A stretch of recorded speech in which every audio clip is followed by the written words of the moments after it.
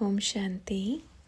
ब्रह्मा बाबा ने कहा, ज्ञान को अच्छे से बारीक तरीके से समझो। ज्ञान का मतलब क्या होता है, प्रेम का मतलब क्या होता है, प्रेम किसको बोलते हैं, प्यार किसको बोलते हैं। दुनिया में एक दूसरे से विकार नहीं मिला तो झगड़ा करते हैं। इसको क्या प्रेम बोलते हैं? इसको तो विकार बोलेंगे। इसको तो हवस बोलते हैं कि तुम्हें अगर विकार नहीं मिलता तुम झगड़ा करते हो, और झगड़ा करते हो तो मानो आपको विकार से प्यार है, आपको उस आत्मा से प्रेम नहीं है। अगर आत्मा से प्रेम होता तो झगड़ा ही नहीं होता। अगर आत्मा से सच्चा प्यार होता तो झगड़ा ही नहीं होता। तो किससे प्रेम करना है? आत्मा से करना है। जब जब भी विकार को लेकर के झगड़ा होता है तो सोचना कि मेरे अंदर विकार का भूत बैठा है, आत्मा नहीं है। मैं आत्मा नहीं समझता हूँ या मैं आत्मा नहीं समझती हूँ। बाबा क्या करने आए हैं? फिर से बोल रहे हैं, पवित्र प्रवृत्ति मार्ग की स्थापना करने। पवित्र प्रवृत्ति मार्ग की स्थापना नहीं होगी तो सृष्टि कैसे चलेगी बताओ। तो इसलिए बच्चों, ज्ञान को बहुत अच्छी रीति समझो। लेकिन दुनिया में अब क्या होता है, अगर लौकिक दुनिया में कोई गृहस्थी में किसी की बात नहीं मानते या विकार के लिए मना करते हैं तो उसको मारते हैं। उसको मारना ये बहुत बड़ा महापाप है। एक स्त्री को मारना, हाथ उठाना, ये तो अपन कहेंगे अगर जो स्त्री को मारता है वो मनुष्य नहीं है। लोकल भाषा में कहेंगे तो वो मर्द भी नहीं है, उसको बुज़दिल कहेंगे, नालायक कहेंगे। लक्ष्मी के ऊपर हाथ उठाना माना अपने घर को पूरी तरह से तबाह करना।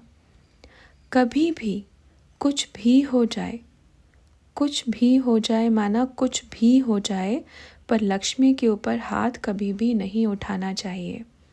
क्यों उठाते हैं मालूम है? क्योंकि वो आपको उल्टा मार नहीं सकती, इसलिए।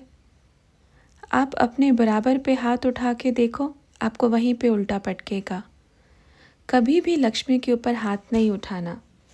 ये जिनको समझ में आ गया तो कहेंगे समझदार बन गए, और जिनको समझ में नहीं आएगा तो वो बुद्धू के बुद्धू ही रहेंगे, वो फिर कभी समझेंगे नहीं।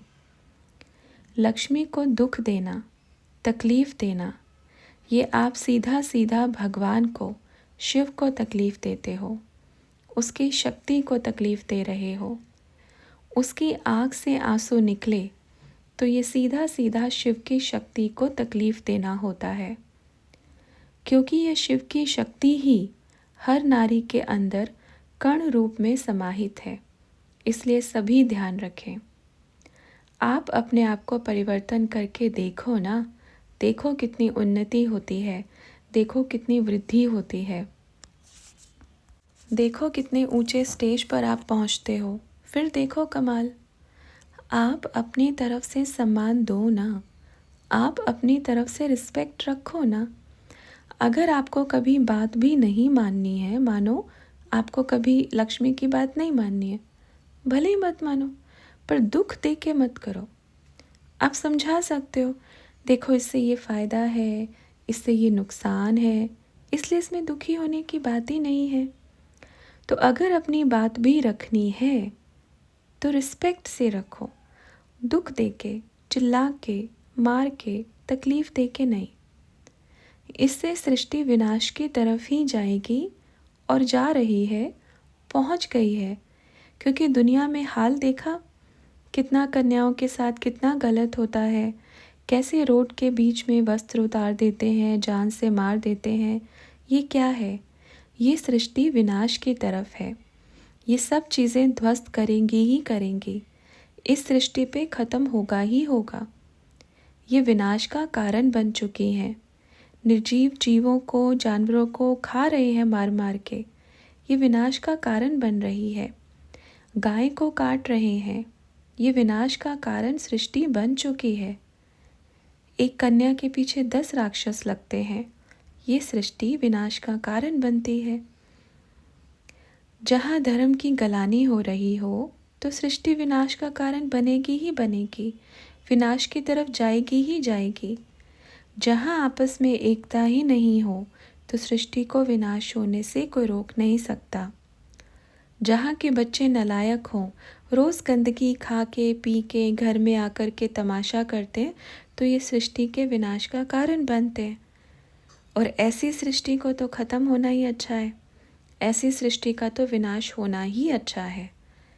क्योंकि बुराई को जितना रोका जा रहा है, बुराई उतना ही अपना रूप धारण कर रही है, उतने ही बड़े रूप से आ रही है। ऐसी सृष्टि का विनाश नहीं होगा तो क्या होगा? बैठे बैठे लोगों को जानवरों के जैसे काटते हैं, कई टुकड़े बना करके डाल देते हैं।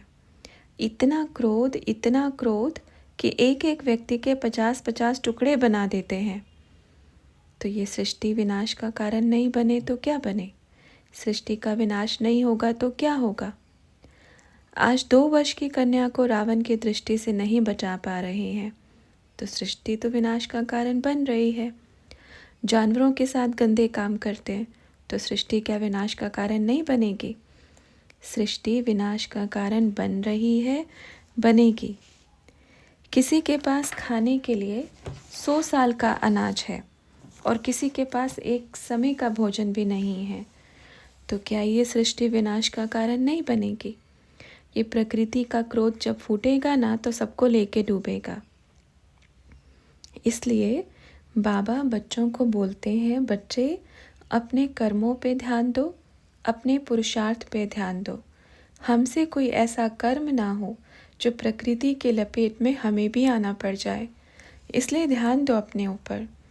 जितना आप पुरुषार्थ करेंगे, जितना आप मेहनत करोगे, जितना सच्चे दिल से बाबा को याद करोगे, जितना आप मन लगाकर पढ़ाई पढ़ोगे, जितना आप अपने जीवन को बाबा के प्रति समर्पण करोगे, उतना माया के क्रोध से बच जाएंगे। नहीं तो जिस लहर में सब जा रहे हैं उस लहर में हम भी जाएंगे। तो क्या करना है? देखो संसार को, हम तो देख के आते हैं, हम तो ऊपर से सब नज़ारा देखते हैं, कहाँ क्या कर्म हो रहा है। फिर बोलते हैं भगवान बचाओ। कैसे?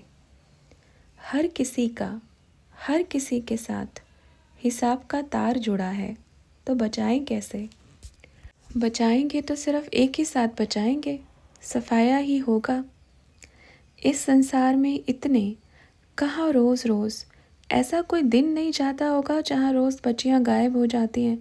कोई कितने में लेके जाता है, कोई कितने में। कितने लोग उनको खरीदते हैं, कितने लोग उनको बेचते हैं। समय के साथ कीमत बढ़ती है तो समय के साथ कीमत भी घट जाती है। इतनी संसार में बुरी हालत है। आप बच्चे यहाँ बैठे हो ना घर में, आपको कुछ मालूम नहीं है, अपन देख कर आते हैं। ये तो अपन ने सिर्फ एक नाखून जितना बताया है, और बताएंगे तो सुन भी नहीं पाएंगे। तो इसलिए आपको बोलते हैं कि आप यहाँ पर सभी कन्याएं कहो, बच्चे कहो, यहाँ पर तो ऐसे हो जैसे राजा के बच्चे जीते हैं।